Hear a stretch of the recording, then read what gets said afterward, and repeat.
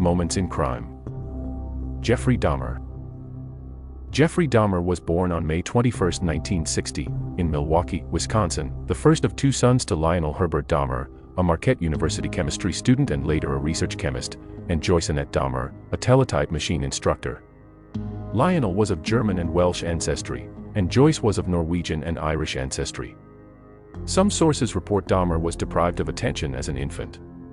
Other sources, however, suggest that Dahmer was generally doted upon as an infant and toddler by both parents, although his mother was known to be tense, greedy for both attention and pity, and argumentative with her husband and their neighbors. As Dahmer entered first grade, Lionel's studies kept him away from home much of the time. When he was home, his wife, a hypochondriac who suffered from depression, demanded constant attention and spent an increasing amount of time in bed. On one occasion, she attempted suicide using Equinol. Consequently, neither parent devoted much time to their son, who later recollected that, from an early age, he felt unsure of the solidity of the family, recalling extreme tension and numerous arguments between his parents during his early years. Dahmer had been an energetic and happy child, but became notably subdued after double hernia surgery shortly before his 4th birthday. At elementary school, Dahmer was regarded as quiet and timid. One teacher recollected she detected early signs of abandonment due to his father's absence and mother's illnesses, the symptoms of which increased when she became pregnant with her second child. In elementary school, Dahmer had a small number of friends. In October 1966, the family moved to Doylestown, Ohio. When Joyce gave birth in December, Dahmer was allowed to choose the name of his new baby brother. He chose the name David. The same year, Lionel earned his degree and started work as an analytical chemist in nearby Akron, Ohio. From an early age, Dahmer manifested an interest in dead animals. His fascination with dead animals may have begun when, at the age of 4, he saw his father removing animal bones from beneath the family home. According to Lionel, Dahmer was oddly thrilled by the sound the bones made, and became preoccupied with animal bones, which he initially called his fiddlesticks.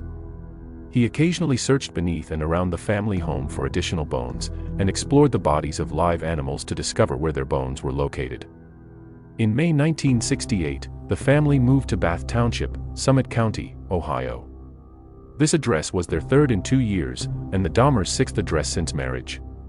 The home stood in 1.5 acres of woodland, with a small hut only a short walk from the house where Dahmer began collecting large insects and the skeletons of small animals, such as chipmunks and squirrels.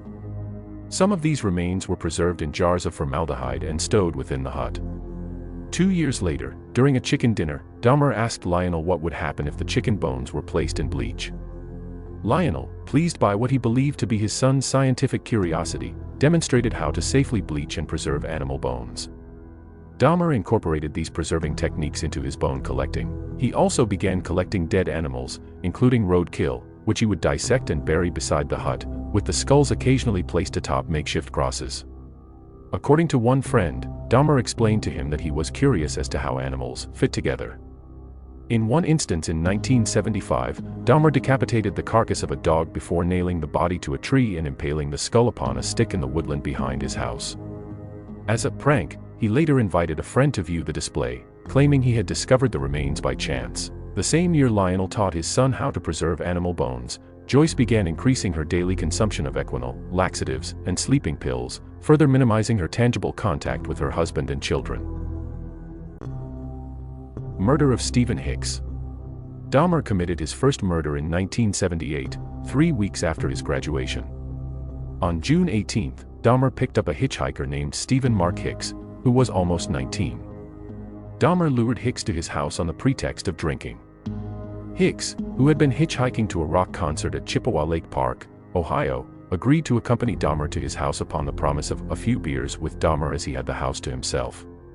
According to Dahmer, the sight of the bare-chested Hicks standing at the roadside stirred his sexual feelings, although when Hicks began talking about girls, he knew any sexual passes he made would be rebuffed. After several hours of talking, drinking and listening to music, Hicks wanted to leave and I didn't want him to leave. Dahmer bludgeoned Hicks with a 10-pound, 4.5 kilograms, dumbbell. He later stated he struck Hicks twice from behind with the dumbbell as Hicks sat upon a chair. When Hicks fell unconscious, Dahmer strangled him to death with the bar of the dumbbell, then stripped the clothes from Hicks' body before exploring his chest with his hands, then masturbating as he stood above the corpse. Hours later, Dahmer dragged the body to the basement.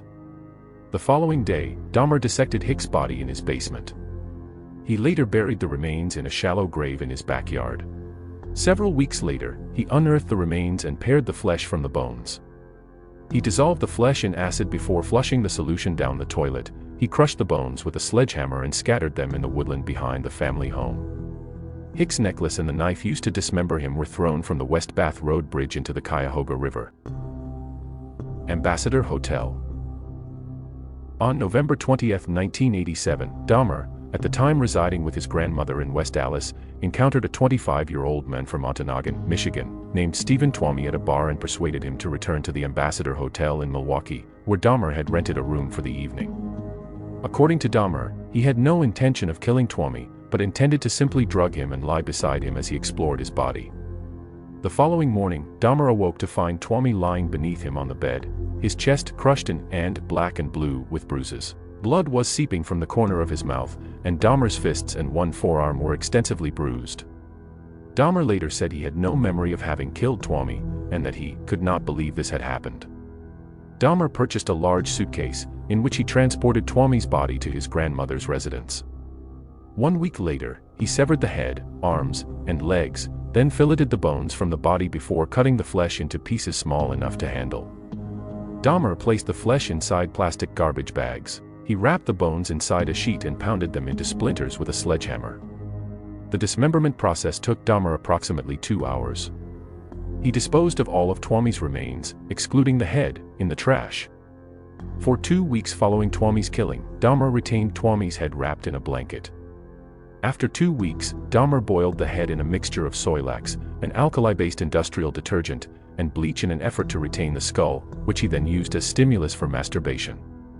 Eventually, the skull became too brittle by this bleaching process, so Dahmer pulverized and disposed of it. Intermediate murders. According to Dahmer, Twomey's murder was a pivotal incident after which he did not try to control his compulsions. He began to actively seek victims, most of whom he encountered in or around gay bars, and would typically lure them to his grandmother's home.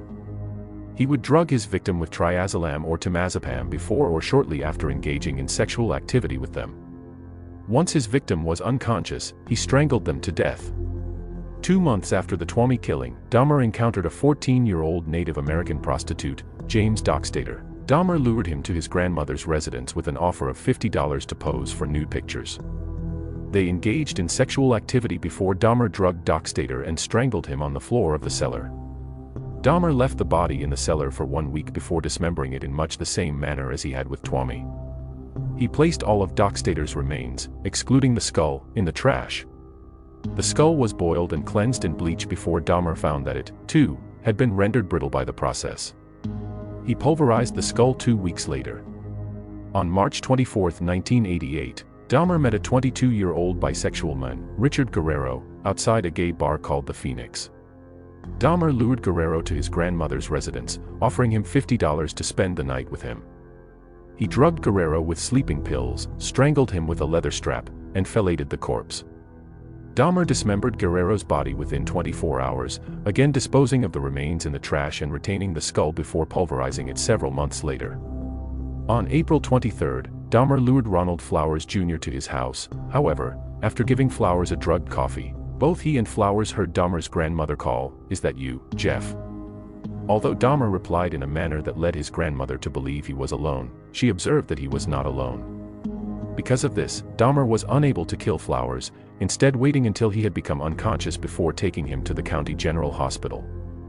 In September 1988, Dahmer's grandmother asked him to move out, largely because of his drinking, his habit of bringing young men to her house late at night, and the foul smells emanating from the basement and the garage. Dahmer found a one-bedroom apartment at 808 North 24th Street and moved into his new residence on September 25.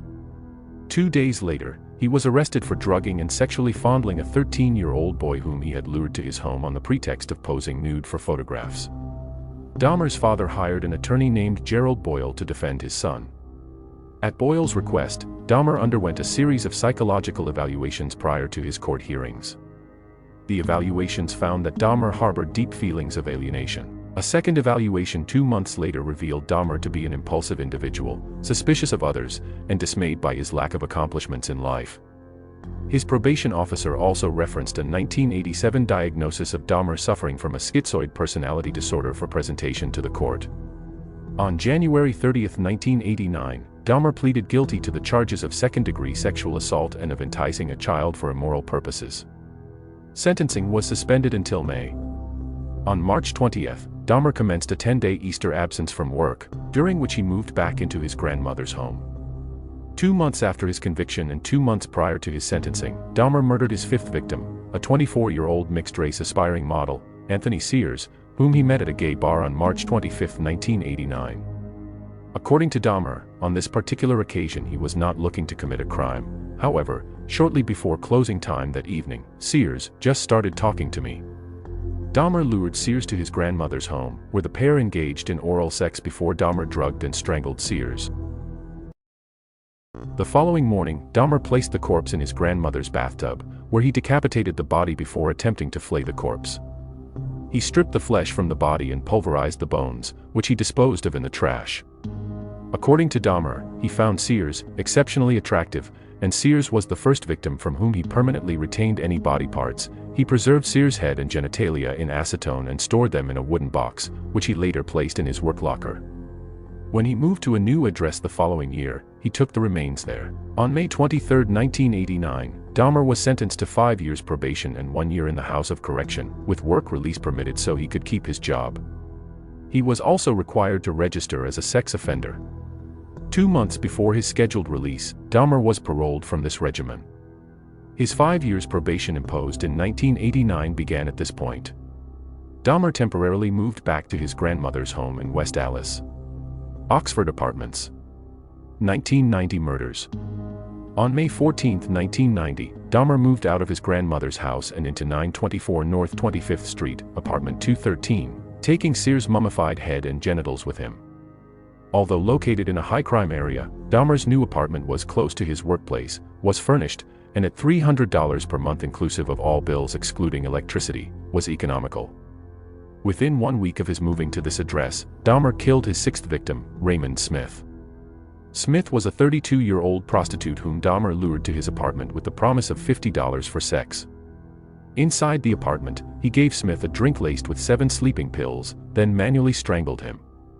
The following day, Dahmer purchased a Polaroid camera, with which he took several pictures of Smith's body in suggestive positions before dismembering him in the bathroom. He boiled the legs, arms, and pelvis in a steel kettle with Soilax, which allowed him to rinse the bones in his sink. Dahmer dissolved the remainder of Smith's skeleton, excluding the skull, in a container filled with acid. He later spray-painted Smith's skull, which he placed alongside the skull of Sears upon a black towel inside a filing cabinet. Approximately 1 week after the murder of Smith, on or about May 27, Dahmer lured another young man to his apartment. On this occasion, Dahmer accidentally consumed the drink laden with sedatives intended for his guest. When he awoke the following day, he discovered the men had stolen several items of clothing, $300 and a watch. Dahmer never reported this incident to the police, although on May 29, he divulged to his probation officer that he had been robbed. In June 1990, Dahmer lured a 27-year-old acquaintance, Edward Smith, to his apartment, where he drugged and strangled him. On this occasion, rather than immediately acidifying the skeleton or repeating previous processes of bleaching, which had rendered previous victims' skulls brittle, Dahmer placed Smith's skeleton in his freezer for several months in the hope it would not retain moisture.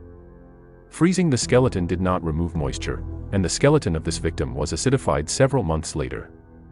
Dahmer accidentally destroyed the skull when he placed it in the oven to dry, a process that caused the skull to explode. Dahmer later informed police he had felt rotten about Smith's murder, as he had been unable to retain any parts of his body. Less than 3 months after the murder of Edward Smith, Dahmer encountered a 22-year-old Chicago native named Ernest Miller outside a bookstore on the corner of North 27th Street. Miller agreed to accompany Dahmer to his apartment for $50 and further agreed to allow him to listen to his heart and stomach. When Dahmer attempted to perform oral sex upon Miller, he was informed, "That'll cost you extra," whereupon Dahmer gave Miller a drink laced with 2 sleeping pills. On this occasion, Dahmer had only 2 sleeping pills to give his victim. Therefore, he killed Miller by slashing his carotid artery with the same knife he used to dissect his victims' bodies. Miller bled to death within minutes. Dahmer then posed the nude body for various suggestive Polaroid photographs before placing it in his bathtub for dismemberment. Dahmer repeatedly kissed and talked to the severed head while he dismembered the remainder of the body. Dahmer wrapped Miller's heart, liver, biceps, and portions of flesh from the legs in plastic bags and placed them in the freezer for later consumption. He boiled the remaining flesh and organs into a jelly-like substance using Soylax, which enabled him to rinse the flesh off the skeleton, which he intended to retain. To preserve the skeleton, Dahmer placed the bones in a light bleach solution for 24 hours before allowing them to dry upon a cloth for 1 week. The severed head was initially placed in the refrigerator before being stripped of flesh, then painted and coated with enamel. 3 weeks after the murder of Miller, on September 24, Dahmer encountered a 22-year-old father of 2 named David Thomas at the Grand Avenue Mall. He persuaded him to return to his apartment for a few drinks, with additional money on offer if he would pose for photographs. In his statement to police after his arrest, Dahmer said that, after giving Thomas a drink laden with sedatives, he did not feel attracted to him, but was afraid to allow him to awaken, fearing that he would be angry over having been drugged. Therefore, he strangled him and dismembered the body, intentionally retaining no body parts whatsoever. He photographed the dismemberment process and retained these photographs, which later aided in Thomas's identification. Following the murder of Thomas, Dahmer did not kill anyone for almost 5 months, although on a minimum of 5 occasions between October 1990 and February 1991, he unsuccessfully attempted to lure men to his apartment. He regularly complained of feelings of both anxiety and depression to his probation officer throughout 1990, with frequent references to his sexuality, his solitary lifestyle, financial difficulties, and, shortly before Thanksgiving, his apprehension regarding meeting and facing his father and younger brother. On several occasions, Dahmer also referred to harboring suicidal thoughts. 1991 murders. In February 1991, Dahmer observed a 17-year-old named Curtis Strother standing at a bus stop near Marquette University. According to Dahmer, he lured Strother into his apartment with an offer of money for posing for nude photos, with the added incentive of sexual intercourse. Dahmer drugged Strother, cuffed his hands behind his back, then strangled him to death with a leather strap. He then dismembered Strother, retaining his skull, hands, and genitals and photographing each stage of the dismemberment process. Less than 2 months later, on April 7, Dahmer encountered a 19-year-old named Errol Lindsay walking to get a key cut. Dahmer lured Lindsay to his apartment where he drugged him, then drilled a hole in his skull through which he injected hydrochloric acid with a baster. According to Dahmer, Lindsay awoke after this experiment, which Dahmer had conceived in the hope of inducing a permanent, unresistant, submissive state, saying, "I have a headache. What time is it?" In response to this, Dahmer again drugged Lindsay, then strangled him. He decapitated Lindsay and retained his skull. He then flayed Lindsay's body, placing the skin in a solution of cold water and salt for several weeks in the hope of permanently retaining it. Reluctantly, he disposed of Lindsay's skin when he noted it had become too frayed and brittle. By 1991, fellow residents of the Oxford apartments had repeatedly complained to the building's manager, Sopa Princewell, of the foul smells emanating from apartment 213, in addition to the sounds of falling objects and the occasional sound of a chainsaw. Princewell contacted Dahmer in response to these complaints on several occasions, although he initially excused the odors emanating from his apartment as being caused by his freezer breaking, causing the contents to become spoiled. On later occasions, he informed Princewell that the reason for the resurgence of the odor was that several of his tropical fish had recently died, and that he would take care of the matter. On May 24, 1991, Dahmer encountered 31-year-old aspiring model Tony Hughes at a nightclub. He was lured to Dahmer's apartment with an offer of money to pose for photographs. Hughes was drugged into unconsciousness before Dahmer injected hydrochloric acid into his skull in an effort to disable his will and render him submissive, although on this occasion, the drilling and injection proved fatal.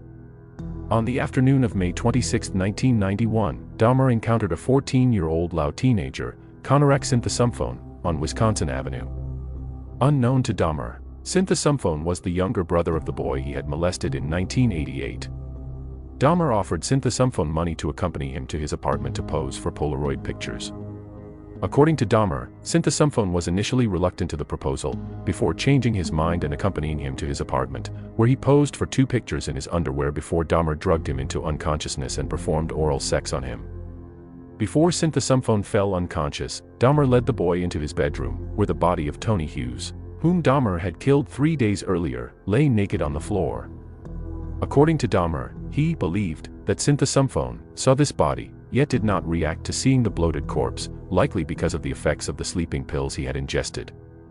On this occasion, Dahmer drilled a single narrow hole into the crown of Synthesumphon's skull, through which he injected hydrochloric acid into the frontal lobe.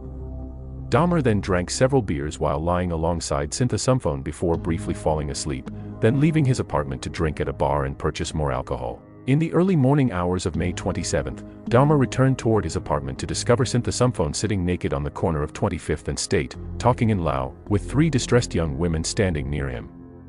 Dahmer approached the women and told them that Synthesumphone, whom he referred to by the alias John Mung, was his friend, and attempted to lead him to his apartment by the arm. The 3 women dissuaded Dahmer, explaining they had phoned 911. Upon the arrival of 2 Milwaukee police officers, John Balcerzak and Joseph Gabrish, Dahmer's demeanor relaxed. He told the officers that Synthesumphone was his 19-year-old boyfriend, that he had drunk too much following a quarrel, and that he frequently behaved in this manner when intoxicated. Dahmer added his lover had consumed Jack Daniel's whiskey that evening.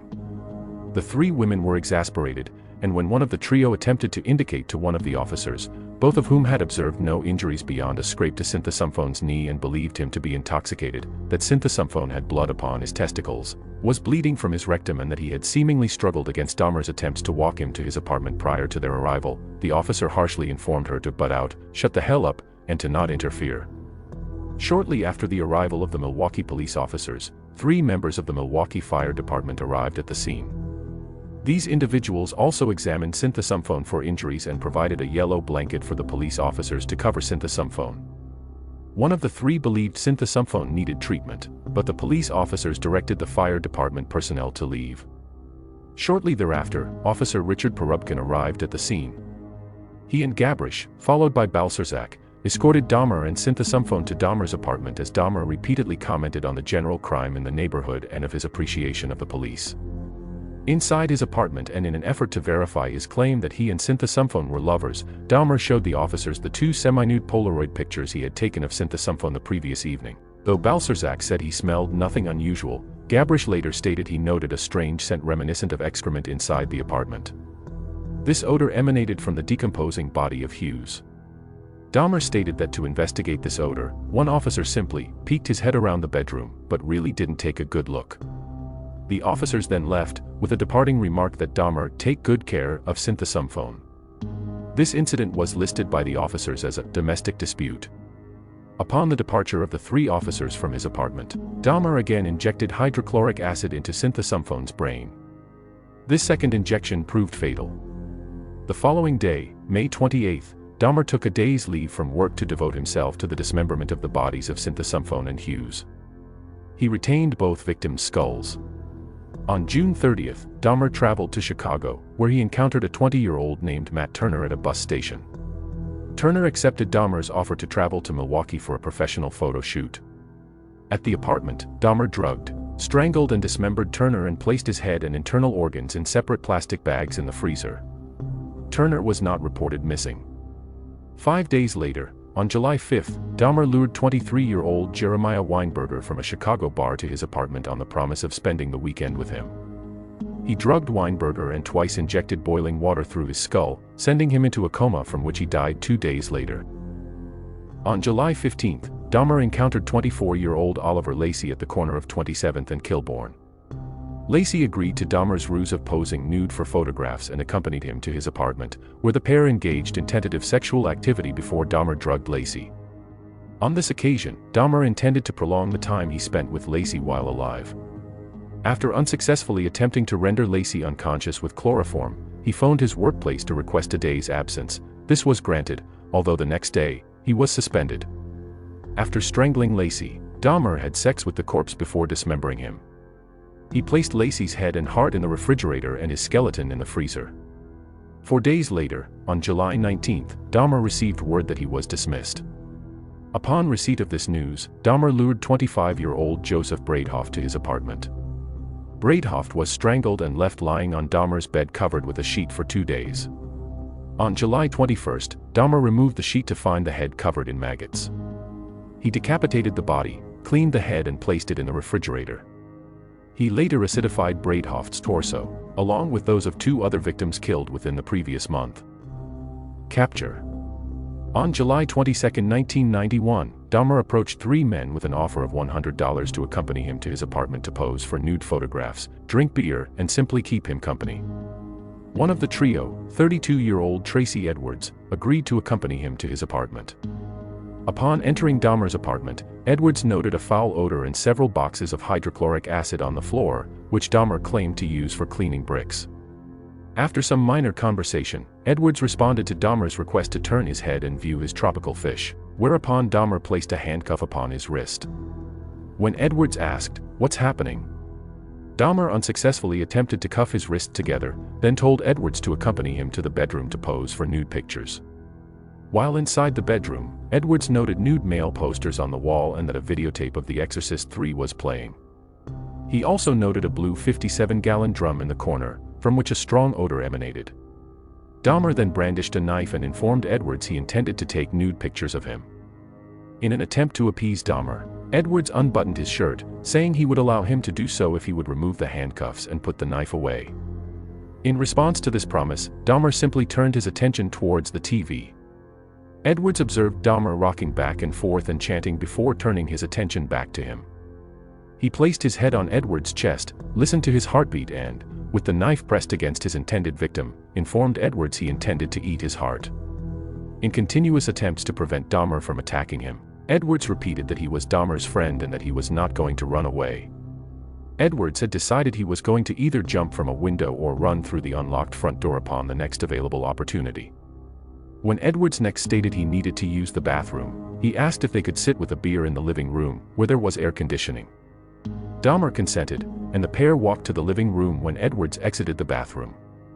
Inside the living room, Edwards waited until he observed Dahmer have a momentary lapse of concentration before requesting to use the bathroom again. When Edwards rose from the couch, he noted Dahmer was not holding the handcuffs, whereupon Edwards punched him in the face, knocking Dahmer off balance, and ran out the front door. At 11:30 p.m. on July 22, Edwards flagged down 2 Milwaukee police officers, Robert Roth and Rolf Mueller, at the corner of North 25th Street. The officers noted Edwards had a handcuff attached to his wrist, whereupon he explained to the officers that a freak had placed the handcuffs upon him and asked if the police could remove them. When the officers' handcuff keys failed to fit the brand of handcuffs, Edwards agreed to accompany the officers to the apartment where, Edwards stated, he had spent the previous 5 hours before escaping. When the officers and Edwards arrived at apartment 213, Dahmer invited the trio inside and acknowledged he had placed the handcuffs upon Edwards, although he offered no explanation as to why he had done so. At this point, Edwards divulged to the officers that Dahmer had also brandished a large knife upon him and that this had happened in the bedroom. Dahmer made no comment to this revelation, indicating to one of the officers, Mueller, that the key to the handcuffs was in his bedside dresser. As Mueller entered the bedroom, Dahmer attempted to pass Mueller to retrieve the key himself, whereupon the second officer present, Roth, informed him to back off. In the bedroom, Mueller noted there was a large knife beneath the bed. He saw an open drawer which, upon closer inspection, contained scores of Polaroid pictures, many of which were of human bodies in various stages of dismemberment. Mueller noted the decor indicated they had been taken in the same apartment in which they were standing. Mueller walked into the living room to show them to his partner, uttering the words, "These are for real." When Dahmer saw that Mueller was holding several of his Polaroids, he fought with the officers in an effort to resist arrest. The officers quickly overpowered him, cuffed his hands behind his back, and called a second squad car for backup. At this point, Mueller opened the refrigerator to reveal the freshly severed head of a black male on the bottom shelf. As Dahmer lay pinned on the floor beneath Roth, he turned his head towards the officers and muttered the words, "For what I did I should be dead." A more detailed search of the apartment, conducted by the Milwaukee Police's Criminal Investigation Bureau, revealed a total of 4 severed heads in Dahmer's kitchen. A total of 7 skulls, some painted, some bleached, were found in Dahmer's bedroom and inside a closet. Investigators discovered collected blood drippings upon a tray at the bottom of Dahmer's refrigerator, plus 2 human hearts and a portion of arm muscle, each wrapped inside plastic bags upon the shelves. In Dahmer's freezer, investigators discovered an entire torso, plus a bag of human organs and flesh stuck to the ice at the bottom. Elsewhere in apartment 213, investigators discovered 2 entire skeletons, a pair of severed hands, 2 severed and preserved penises, a mummified scalp and, in the 57-gallon drum, 3 further dismembered torsos dissolving in the acid solution. A total of 74 Polaroid pictures detailing the dismemberment of Dahmer's victims were found.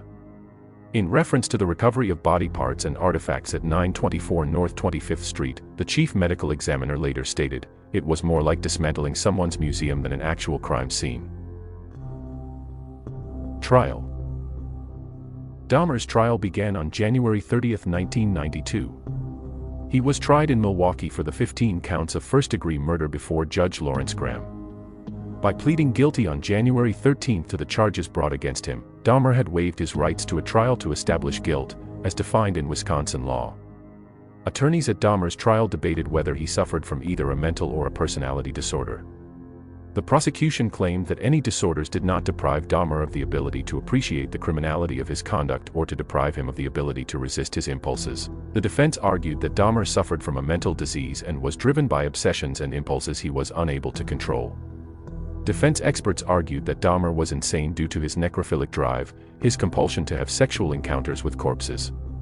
Defense expert Fred Berlin testified that Dahmer was unable to conform his conduct at the time that he committed the crimes due to his paraphilia or, more specifically, necrophilia. Judith Becker, a professor of psychiatry and psychology, was the second expert witness for the defense. Becker diagnosed Dahmer as a necrophiliac. Although she added Dahmer had informed her, he preferred comatose sexual partners to deceased ones 75% of the time. The final defense expert to testify, forensic psychiatrist Carl Wallstrom, diagnosed Dahmer with necrophilia, borderline personality disorder, schizotypal personality disorder, alcohol dependence, and a psychotic disorder. On February 8, Fred Fostel testified on behalf of the prosecution. Fostel testified to his belief that Dahmer was without mental disease or defect at the time he committed the murders. He described Dahmer as a calculating and cunning individual, able to differentiate between right and wrong, with the ability to control his actions, and whose lust overpowered his morals. Although Fostel did state his belief that Dahmer was a paraphiliac, his conclusion was that Dahmer was not a sadist. The second and final witness to appear for the prosecution, forensic psychiatrist Park Dietz, began his testimony on February 12. Dietz testified that he did not believe Dahmer had any form of mental disease or defect at the time that he committed the crimes, stating that Dahmer went to great lengths to be alone with his victim and to have no witnesses. He explained that there was ample evidence that Dahmer prepared in advance for each murder, therefore, his crimes were not impulsive. Although Dietz did concede any acquisition of a paraphilia was not a matter of personal choice, he stated his belief that Dahmer's habit of becoming intoxicated prior to committing each of the murders was significant. If he had an impulse to kill or a compulsion to kill, Dietz testified, he wouldn't have to drink alcohol to overcome it. He only has to drink alcohol to overcome it because he is inhibited against killing. Dietz noted that Dahmer strongly identified with the villains of The Exorcist III and Return of the Jedi, particularly the level of power held by these characters. Expounding on the significance of these movies on Dahmer's psyche and many of the murders committed at the Oxford apartments, Dietz explained that Dahmer occasionally viewed scenes from these films before searching for a victim. Dietz diagnosed Dahmer with substance use disorder, paraphilia, and schizotypal personality disorder. 2 court-appointed mental health professionals, testifying independently of either prosecution or defense, were forensic psychiatrist George Palermo and clinical psychologist Samuel Friedman. Palermo stated that the murders were the result of a pent-up aggression within himself, Dahmer. He killed those men because he wanted to kill the source of his homosexual attraction to them. In killing them, he killed what he hated in himself. Palermo concluded that Dahmer had a severe mixed personality disorder, with antisocial, obsessive-compulsive, sadistic, fetishistic, borderline and necrophilic features, but otherwise legally sane. Friedman testified that it was a longing for companionship that caused Dahmer to kill and testified that Dahmer was not psychotic. He described Dahmer as amiable, pleasant to be with, courteous, with a sense of humor, conventionally handsome, and charming in manner. He was, and still is, a bright young man. He diagnosed Dahmer with a personality disorder not otherwise specified featuring borderline, obsessive-compulsive, and sadistic traits. Conviction. On February 15, the court reconvened to hear the verdict. Dahmer was ruled to be sane and not suffering from a mental disorder at the time of each of the 15 murders for which he was tried, although in each count, 2 of the 12 jurors signified their dissent. Formal sentencing was postponed until February 17. On this date, Dahmer's attorney announced his client wished to address the court. Dahmer then approached a lectern and read from a statement prepared by himself and his defense as he faced the judge. In this statement, Dahmer emphasized that he had never desired freedom following his arrest, and that he, frankly, wished for his own death. He further stressed that none of his murders had been motivated by hatred, that he understood that nothing he either said or did could undo the terrible harm he had caused to the families of his victims and the city of Milwaukee, and that he and his doctors believed his criminal behavior had been motivated by mental disorders. Dahmer added that this medical knowledge had given him some peace, and that although he understood that society would never forgive him, he hoped God would. Dahmer closed his statement with, "I know my time in prison will be terrible, but I deserve whatever I get because of what I have done. Thank you, Your Honor, and I am prepared for your sentence, which I know will be the maximum. I ask for no consideration." He then returned to his seat to await formal sentencing. Dahmer was then sentenced to life imprisonment plus 10 years upon the first 2 counts. The remaining 13 counts carried a mandatory sentence of life imprisonment plus 70 years. The death penalty was not an option for Judge Graham to consider at the penalty phase, as Wisconsin had abolished capital punishment in 1853. Upon hearing of Dahmer's sentencing, his father Lionel and stepmother Sherry requested to be allowed a 10-minute private meeting with their son before he was transferred to the Columbia Correctional Institution in Portage to begin his sentence. This request was granted, and the trio exchanged hugs and well wishes before Dahmer was escorted away. 3 months after his conviction in Milwaukee, Dahmer was extradited to Ohio to be tried for the murder of his first victim, Stephen Hicks. In a court hearing lasting just 45 minutes, Dahmer again pleaded guilty to the charges and was sentenced to a 16th term of life imprisonment on May 1, 1992. Dahmer's death. On the morning of November 28, 1994, Dahmer left his cell to conduct his assigned work detail. Accompanying him were 2 fellow inmates, Jesse Anderson and Christopher Scarver. The trio were left unsupervised in the showers of the prison gym for approximately 20 minutes. At approximately 8:10 a.m. Dahmer was discovered on the floor of the bathrooms of the gym suffering from extreme head wounds. He had been severely bludgeoned about the head and face with a 20-inch, 51-centimeter metal bar. His head had also been repeatedly struck against the wall in the assault. Although Dahmer was still alive and was rushed to a nearby hospital, he was pronounced dead 1 hour later. Anderson had been beaten with the same instrument. He died from his wounds 2 days later. Scarver, who was serving a life sentence for a murder committed in 1990, informed authorities he had first attacked Dahmer with the metal bar as Dahmer was cleaning a staff locker room, before attacking Anderson as Anderson cleaned an inmate locker room. According to Scarver, Dahmer did not yell or make any noise as he was attacked. Immediately after attacking both men, Scarver, who was thought to be schizophrenic, returned to his cell and informed a prison guard, "God told me to do it. Jesse Anderson and Jeffrey Dahmer are dead." Scarver was adamant he had not planned the attacks in advance, although he later divulged to investigators he had concealed the 20-inch iron bar used to kill both men in his clothing shortly before the killings. As we conclude this episode of Moments in Crime and we reflect on the life and crimes of Jeffrey Dahmer, one thing becomes painfully clear: the devastating impact of his actions on the lives of his victims and their loved ones. Though Dahmer is gone, the scars he left behind continue to haunt us, serving as a grim reminder of the darkness that lurks within human nature. But amidst the darkness, there is also hope. By shining a light on the horrors of Dahmer's crimes, we can strive to prevent similar tragedies from occurring in the future. Thank you for joining us on this episode of Moments in Crime. Subscribe for more true crime content.